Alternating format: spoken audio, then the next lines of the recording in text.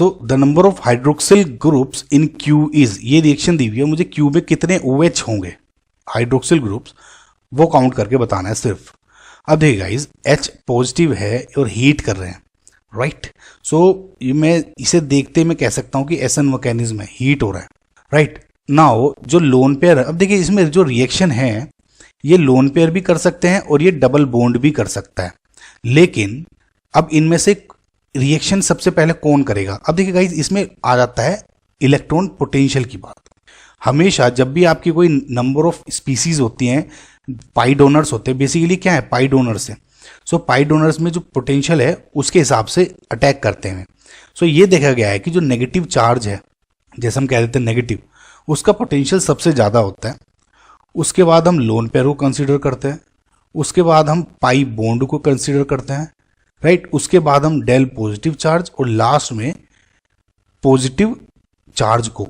Now ये पाई donors नहीं है, पाई को एक्सेप्ट करते हैं, लेकिन फिर भी अगर आपको मैं बता रहा हूँ आगे क्वेश्चन के हिसाब से ये क्या यूज कर सकते हैं आप, राइट। सो मैंने देख लिया इसके अकॉर्डिंग कि जो मेरा ये लोन पेयर है ये अटैक करेगा इस पे H पे, राइट, और यहाँ पे OH2 बना देगा, राइट, और विद पॉजिटिव चार्ज।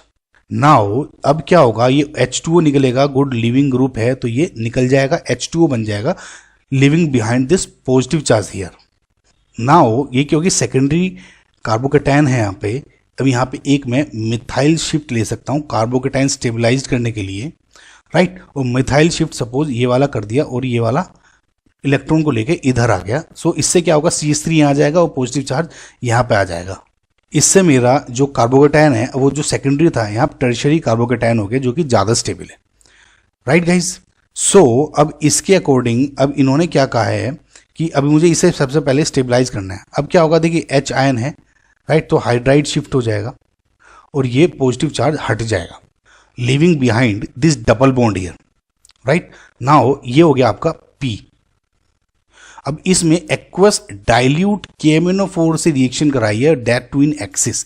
अब देखिए एक्वस डबल बॉन्ड के साथ फॉर एग्जांपल ये है, अब इसकी जब भी मैं एक्वस KMnO4 से या जो भी मैं MnO4 है डाइल्यूट है अगर या कोल्ड है, राइट, जैसे 0 डिग्री सेंटीग्रेड दिया गया यहाँ पे, इससे जब रिएक्शन होगा तो डाइओल्स बन जाते हैं, राइट। तो ये क्या होगा, यहाँ पर OH एंड OH।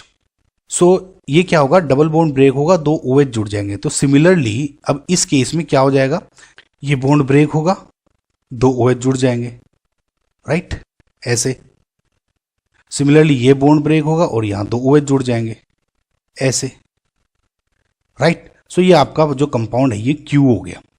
अब इसमें मुझे OH काउंट करने हैं, OH काउंट कर लीजिए, कैसे करेंगे, देखिए 1 2 3 एंड 4। सो आपको जो फाइनल आंसर क्या हो गया, 4, राइट। आई होप गाइज आपको ये समझ में आया होगा।